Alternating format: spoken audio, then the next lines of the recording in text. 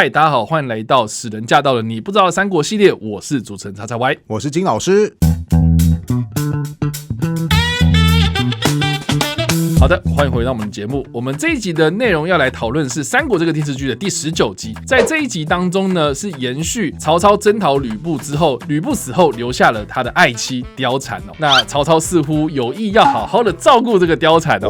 那这个时候呢，特别也有提到有一个人物叫做荀彧，他也有在剧中特别说，曹操就是爱别人的少妇，爱别人的老婆，爱别人的人妻啊。旁边的这个部下也特别有附和他说，哦，对，曹操甚至呢爱别人的人妻哦，爱到了曾经还酿成一场战争，还损失了他一名猛将哦。那这段故事呢，我相信大家都还蛮好奇的，因为网络上常常会讲说有所谓的曹氏宗亲会嘛，喜欢别人的老婆啊，爱人妻啊、NTR 啊等等这样子的一些传闻哦。那我就还蛮好奇啊，真正的历史上面，曹操真的是一个人妻控吗？好，那我们这边就来解释一下了哈。首先，我觉得电视剧它只有透过荀彧，还有你刚刚讲的许褚去讲说啊，主公曾经因为爱慕别人的少妇啊，结果呢就酿成了宛城战役啊，还造成了猛将典韦战死啊，他就用这么几句话带过，我就觉得说啊，太可惜了吧，这个在《三国演义》也是有好好描述这一段的。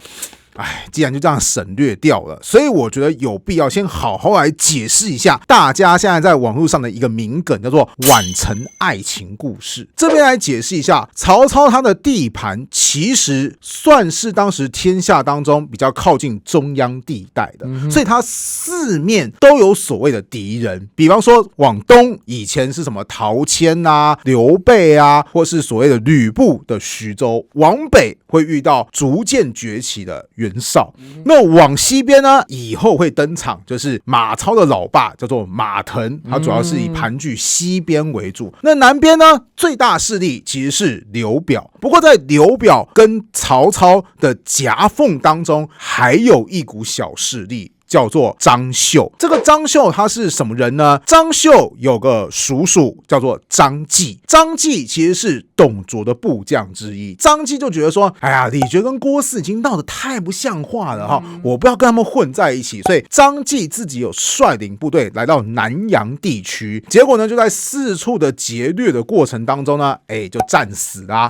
那张绣就统领了叔叔的部下，然后呢就去投靠了刘表，或者说他跟刘表达成一种交换条件，就是说刘表你也想要顾好荆州嘛，对不对？那你荆州的北面的交通要道南阳这个地方，不如就交给我张绣怎么样来维持当地秩序？那你不要攻打我，那我当然也不会让别人来攻打你。所以张绣就算是在南阳这个地方，尤其是宛城为中心，算是站稳了脚步。但是张绣他相对于其他地方的势力还是比较弱小的，所以有一次曹操就想说，如果不先稳定张绣这边的势力的话，我不管往东啊，或是我要跟北边的人有所接触啊，都会觉得说，背后好像有那个芒刺在背的感觉哈。反正他势力也最弱小嘛，我先收拾掉他吧。那本来张绣已经想说啊，曹操已经率领大军前来了哈，打我是打不过啦。又听说曹操这个人其实很优待投降的人，那我就带领部下一起投降，这样子也没差。其实在最一开始曹操在攻打宛城的过程当中，可以算是风平浪静，甚至就是有一种我派遣军队就只是要过去接收这种态度。张绣后来投降了之后呢，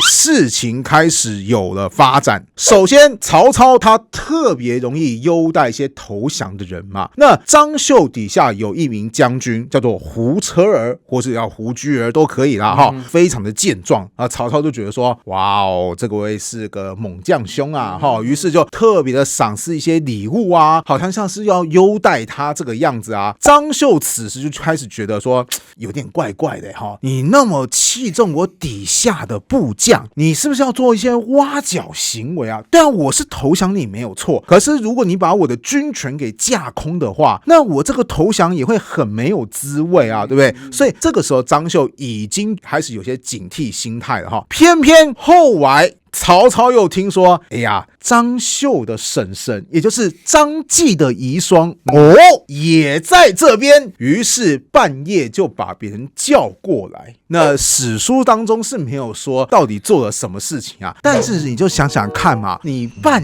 夜不睡觉，把别人的魏王人给叫过来，两个人相处在一个房间当中，乘凉应该又是来聊天的吧，对不对？聊天曹操很害怕寂寞的张绣就更不爽啊！你首先可能要架空我的军权，这我也就忍了。可是你动我叔叔的女人，这个我不能忍。所以张绣就突然对曹操发动了进攻。由于这个叛变非常非常的突然，曹操其实他当初征伐宛城的时候，因为他知道过程会很顺利嘛，所以他是有点把一家大小都给带过来了，包含谁呢？长子曹王，有点像是说，我们难得上战场，而且这个战场不会很凶险，你要来出来历练历练，观摩。对，那除此之外，还有他的侄子曹安民，大概也是一样，就是说，这是我们曹家未来的新生代。你也跟着一起出来历练一下，一起，对。那当时因为叛乱的太过于突然，曹操被进攻的时候，曹王他就立刻说：“老爸，快点逃走啊！”结果曹操就发现他自己平常的坐骑叫做绝影，听说是一个非常健壮的马匹，被射中了，好像已经受伤，不太能够行动了。曹王就赶紧说：“老爸，你骑我的马，你要赶快逃出去。”结果曹操的确他有机会逃出升天，但是曹王以及留下来抵抗的曹安民就全部都阵亡了。那曹操之所以能够顺利的逃亡，也要多亏于他的一个护卫，也就是大将典韦。这位典韦历史上有记载，也是非常的健壮，他的武器是2把铁戟，听说有80斤那么重。三国演义会说，你看关羽的武器82斤哦，其实在正史当中，典韦的武器就有80斤这么重。典韦他当时看到曹操遇袭，也是一样说：“主公快走，我殿后。”想尽办法去拦阻张绣的军队，甚至到最后呢，双拳难敌四手嘛，他就战死。可是他战死的时候怎么样？他是战栗而亡，导致张绣军队一时间觉得说这个家伙好恐怖哦，他没倒下，他会不会其实没有死啊？到最后是有一匹马匹突然撞倒了典韦，大家才发现说原来他已经死了，赶快去追曹操。可是就因为这个时间差，曹操才顺利的逃走。哇，这段过程听起来真的还蛮悲壮的。是，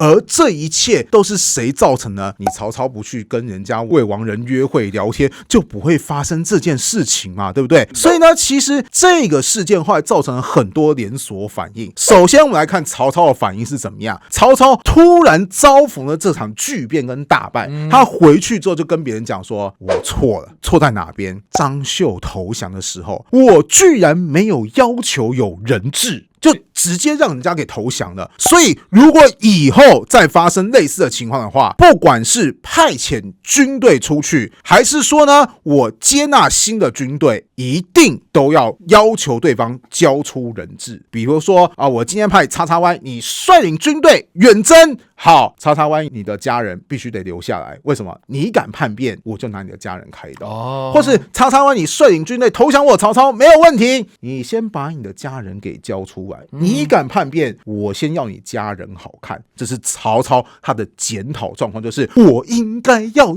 求人质才对呀。那此时你也会觉得哪边怪怪的，他怎么没有检讨自己爱人妻这件事情？没关系，曹操不检讨，有人来帮他检讨。宛城战役对曹操有一个很重大的影响，就是他的长子曹王过世了嘛，对不对？那尤其如果不是你曹操搞这一出，曹王就不会死嘛。先说回来曹操这个时候有没有太太呢？有，他有正妻，历史上称呼他叫做丁夫人。那这个曹昂呢，其实不是丁夫人生的，是曹操的另外一个侍妾，叫做刘夫人生下来的。但刘夫人呢体弱，生下曹昂之后很快就过世了。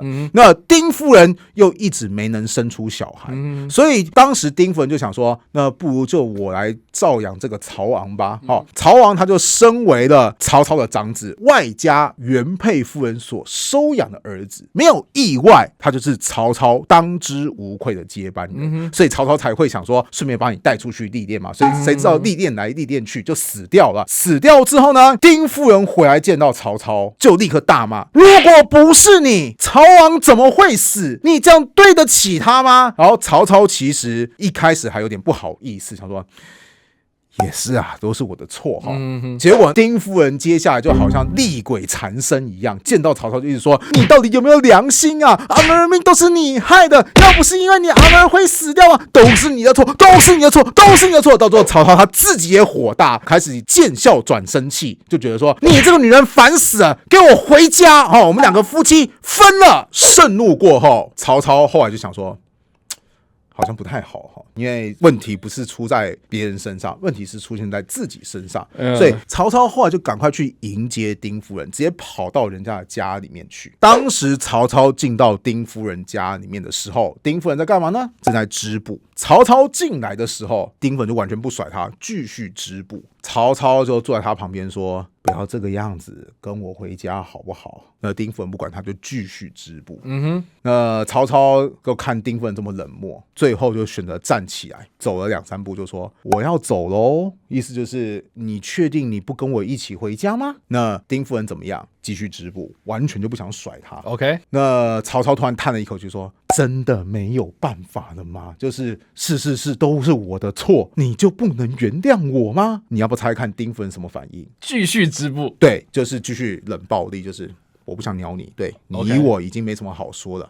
然后曹操这时候就哀叹了一口气说：“唉，看来只好如此了。”然后此时他就转向丁夫人的娘家，因为丁夫人是跑回娘家去。其实这时候娘家人什么反应呢？吓个半死，就想说：天哪，我们的女儿或是我们家族的人对曹操这么不给面子，万一曹操他突然又开始见笑转生气，不要忘记以前他曾经有吕伯奢家庭杀人事件的，难道他不会对我们家做什么事情吗？结果曹操就说：这件事情是我对不起他，所以如果有一天丁夫人要改嫁，我曹操完全没有意见。那你猜看丁夫人的家庭愿不愿意让丁夫人改嫁？应该不想吧。对，其实到最后丁夫人的家庭想说，开什么玩笑，你客气，我们可不能当真啊，因为你现在 OK， 难保我们以后真的送出去之后你完全不 OK 嘛。所以其实丁夫人后来就只能一直在娘家当中终老。跟丁夫人的关系破裂之后，那曹操始终需要有一个正妻的身份嘛。此时本来也是属于他一个小妾，而且这个小妾出身有点卑微，因为他原本是做歌女的，有点像是就是说啊，大家今天有人要开心的时候，他会跳舞来助兴，叫做卞夫人，就后来成功上位。这个卞夫人其实她为人态度非常的恭谦，她始终时不时就会去拜访丁夫人，有点像是其实有你在，我并不能算是曹操的正妻，或者说就算我现在已经是曹操法律上的正妻，我还是得顾虑大姐你的感受。那丁夫人就会觉得说，好啦，我生命当中是真的有得到一些安慰啦。对，就是我没想到我把事情做这么绝之后，竟然你们曹家，尤其是取代我成为正妻的人，没有对我那种横七竖八的，反而对我这么关怀备至。卞夫人是很会做人的。那卞夫人由于成为正妻的关系，她所生下来的小孩也因此取代曹昂有了优先继承权。那她所生下的小孩有谁呢？曹丕、曹植、曹彰，也就是我们之后会看到在三国电视剧当中最有机会继承曹操地位的那几个人。要不是因为曹昂死了，他们是没有机会可以接班的。那最后再多说一下，曹操其实对于这整起事件有什么感想呢？他其实后来有跟别人讲说，你知道我这一生当中，我从来不觉得我有做什么对不起别人的事情，但只有一件事，有一天如果我死了，我在阴间见到了曹昂，曹昂如果问我说，父亲，我的妈妈也就是丁夫人她人在哪呢？我要怎么回应他呀？看来曹操是真的非常非常的后悔啊。对啊，那这个就是我们刚刚前面所讲的宛城爱情故事。那重新说回来，好了，事情发生了嘛，到底曹操他是不是真的很哈人妻呢？像你刚刚有提到嘛，网络上就有所谓的曹氏宗亲会嘛，是又或者是有个很著名的玩梗人物冷淡熊就有提出一句话叫做曲有误，周郎顾，魏王人孟德户。什么意思？音乐有错，周瑜要注意。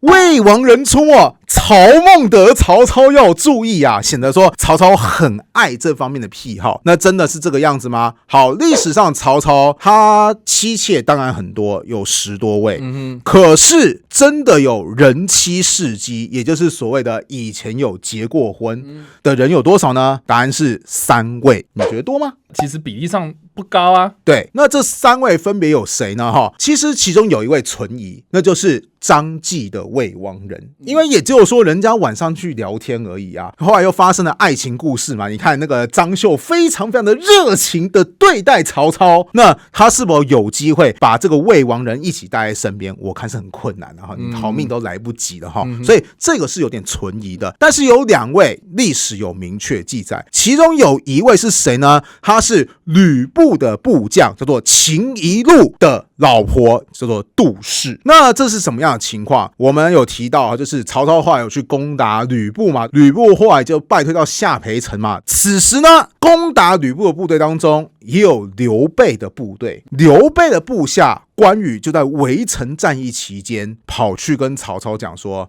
曹公啊，你可不可以答应我一个条件？我听说啊，吕布部将秦宜禄的太太杜氏很漂亮，如果你攻破了下邳城，我希望你可以把杜氏许配给我关羽。注意，是关羽开口要人的哈。那曹操怎么反应？没问题，我答应你。好，等到攻下了下邳城之后，抓到了杜氏，曹操此时就想说，等一下，云长说很漂亮，到底有多漂亮？他就想要亲自见识一下，结果一看就发现云长有眼光，真的漂亮，这么漂亮的东西还是我先来好了。于是他就把杜氏给接过了。OK， 听说关羽因此有一点不高兴，就是我先要的，你这个家伙。那这个杜氏其实嫁给曹操的时候，他还有带着秦宜禄的儿子，叫做秦朗。曹操其实还蛮有意思的，他除了善待杜氏之后，他还觉得说，好啦，既然都是一家人的嘛，对不对？你的儿子我也要好好对待。这个秦朗后来在曹魏集团当中有混到很不错的地位，甚至曾经有率领军队的记录，也算是很获得重用了哈。那讲完了杜氏，已经讲完了2位，那第3位是谁呢？第3位来头可不小了，他是东汉末代大将军何进，或是何进的弟弟叫做何苗的儿媳妇，叫做尹氏。那尹氏也是一样，她以前有过老公嘛，结果她老公死了嘛，对不对？那曹操就觉得说，我也是认识过何进的哈，何进我上司啊。那何苗的话，也曾经是广义上的上司啊。那你看看我认识的人，他们的儿媳妇如今没有获得别人照顾，这怎么可以呢？如此的重责大任，我曹操来负责吧。于是就接纳了尹氏。那尹氏也是一样，在嫁入到曹家的时候，也已经有小孩了。那他的小孩叫做何晏。何晏其实在以前古早版本的历史课本当中还会特别提他，因为他算是后来开创魏晋南北朝老庄清谈的代表人物之一。据说人长得很漂亮，虽然说是个男生，但听说漂亮到很多人误以为说，哇，会不会是女的，就是长相非常非常俊美那种地步，美男子。对，所以这就是曹操他的人妻的状况。当然这边要来提一下，虽然说曹操的人妻数量并不是太多，但网络上不是有说曹氏宗亲会吗？是啊，事实上不是只有曹操好人妻，他的儿子曹丕也好人妻。我们之后会讲到曹操后来跟北方最强大的势力袁绍展开激战，那击败了袁绍之后呢，后来曹操的军队就进入到袁绍的大本营，就是邺城。那本来嘛，曹操有想过说，我要去看看那个袁绍啊，还有说袁绍他的儿子们的府邸里面有什么东西。结果没想到有人比他更早进去，就是曹丕。但是曹丕进入到袁绍的2儿子袁熙的府中，就发现，袁熙有老婆，甄氏。这个甄氏漂亮怎么样？我自己带回去好了。于是曹丕他也攻略了这个人妻，所以你要说曹氏宗亲会也算是啊，因为爸爸有这方面的记录，儿子也有这方面的记录。真是拿你没办法。没错。但你刚刚说曹操这么做，曹丕也这样做，曹家人都喜欢这样做，这件事情是在当时是常见的吗？其实我会觉得还蛮常见的，因为你不要讲曹操跟曹丕，就连刘备都有曾经娶过魏王人。刘备他后来攻陷了巴蜀嘛，那甚至他后来就说啊，汉朝灭亡了，没关系，有我刘备在，他自己也称帝。当时就有人说，你称帝你需要有皇后嘛，对不对？那刘备就说，对对对，需要有皇后。那有没有推荐的人呢？此时就有人说，之前巴蜀地区的实际掌握者刘璋，他有个儿媳妇叫做吴氏，那我觉得这个人不错，不如你们就一起吧。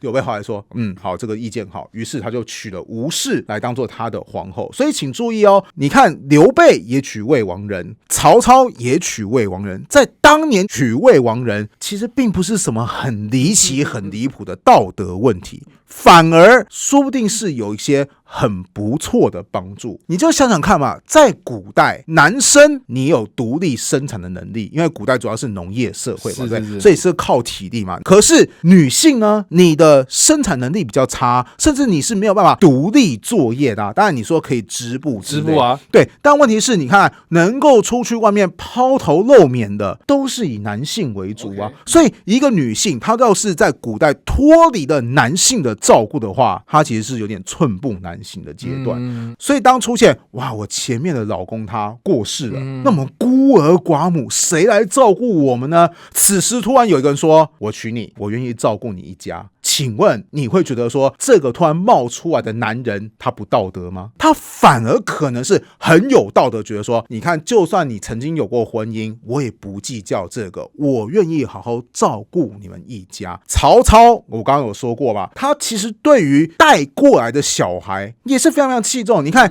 让你率领军队，甚至好好栽培荷叶，显示了说曹操这种照顾魏王人的行为有可能不单纯出于爱好，而是当时社会风气就是这个样子。哇，那故事说到这边，那我大概能够理解为什么电视剧它没有拍出所谓晚成爱情故事这一 part， 因为甚至后面他也有讲到说，曹操好像要去照顾一下貂蝉这个吕布的魏王人的时候呢，竟然让貂蝉自己自尽了。所以这段过程当中，你要去解释说当时的社会气氛啊，或是曹操怎么样去对待这些魏王人啊，我觉得这些篇幅可能就会太多了。是，那电视剧在这方面的删减，我觉得是情有可原，但是很可惜啊。没错，所以我才会特别拉出来跟大家讲这个在电视剧当中只用几句话带过的宛城战役，也特别去想要回应网络上很多人说，你看曹操就是好人妻。好啦，我不能说他们错，但是也不能说这就是结论，因为这背后涉及到的因素其实是有当时的特有环境存在的。好，以上呢，这个就是我们今天的内容啦。我们聊到了有关于在电视剧当中没有提到的宛城战役的前因后果啦。不知道大家在听完这个故事之后，你有什么样的想法？你还是觉得曹操是爱人妻爱到咔场戏吗？大家可以留言在留言区的地方，我们来跟你做互动跟讨论哦。你不知道的三国系列，我们下次再见，大家拜拜，拜拜。